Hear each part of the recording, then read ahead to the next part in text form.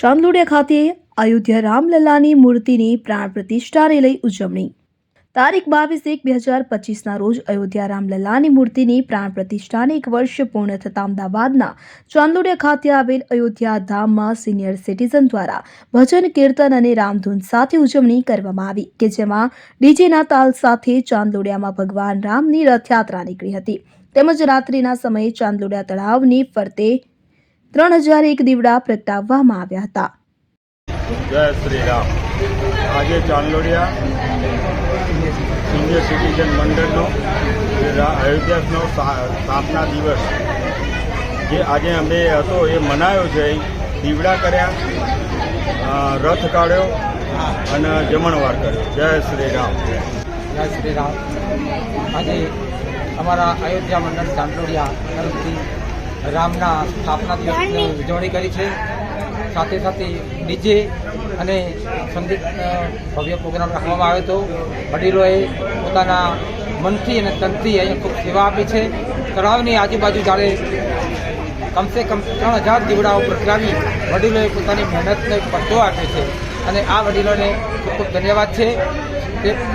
તેની સાથે પણ આ જમણવાર પણ અહીંયા રાખવામાં આવ્યો હતો અને સાંજે ખીરનો પ્રસાદ પણ રાખવામાં આવ્યો છે અને દરેક વડીલોએ ખૂબ ભાવથી, પ્રેમથી, આનંદથી આ સ્થાપના દિવસને ઉજવ્યો છે. ખૂબ ખૂબ ધન્યવાદ અમારા સિનિયર સિટીઝન મંડળને. ખૂબ ખૂબ ધન્યવાદ. જય ભારત, જય માતા, જય ભારત માતા કી જય.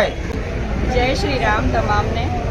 આજે આપણા અયોધ્યા ધામ સિનિયર સિટીઝન મંડળ ચાંદલોડિયા ખાતે 22/1/24માં જે અયોધ્યામાં રામની પ્રતિષ્ઠા થઈ હતી એ નિમિત્તે આજે અમે ખૂબ ભવ્ય પ્રોગ્રામ આજે અરેન્જ કર્યો છે અને આ બધું જ આયોજન સિનિયર સિટીઝન મંડળ દ્વારા થયેલું છે.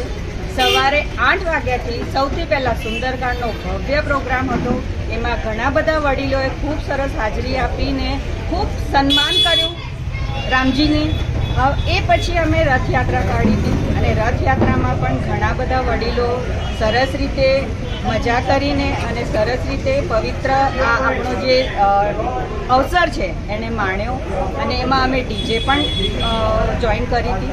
એ પછી મહિલા મંડળ દ્વારા ભજનનો કાર્યક્રમ થયો અને એ પછી ખૂબ સરસ 3000 દીવડાઓ પ્રગટાવીને ચાંદલોડિયા તળાવને આખું ખૂબ દીવડાઓથી ઝગમગાવી દીધું.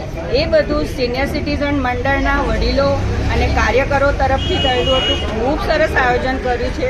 એ તમે આવીને નિહાળી પણ શકો છો. હજી પણ અમે અહીં છે. એ પછી અમારે ત્યાં ખૂબ સરસ આરતી થઈ અને આરતીમાં પણ ખૂબ સરસ બધા વડીલોએ ભાગ ભજવ્યો અને એમાં ખૂબ સરસ આયોજનથી પૂર્ણાહુતિ થઈ. એમાં પ્રસાદની પણ ખૂબ સરસ વહેંચણી થઈ. હવે આ પ્રસંગ દરમિયાન લાયન્સ ક્લબ ઇન્ટરનેશનલ તરફથી 3232B2ના જિગીશાબેન કંસારા અને એ સિવાય ઘણા મહાનુભાવોએ હાજરી આપી હતી અને એમણે પણ સરસ રીતે આમાં ભાગ ભજવ્યો અને કોન્ટ્રીબ્યુશન કર્યું હતું. એ બદલ તમામનો ખૂબ ખૂબ આભાર.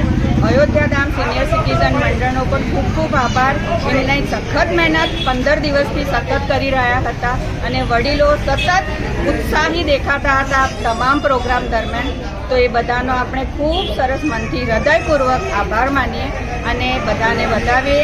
આ રીતે અમે શ્રીરામજીની જે સ્થાપનાનો દિવસ હતો જે અયોધ્યામાં થયો હતો 22 જાન્યુઆરી 2024 એ આજે અમે ખૂબ સરસ રીતે પૂર્ણાહુતિ કરી છે. જય શ્રી રામ, જય Shri Ram. Reporter Jitendra Prajapati, DP news.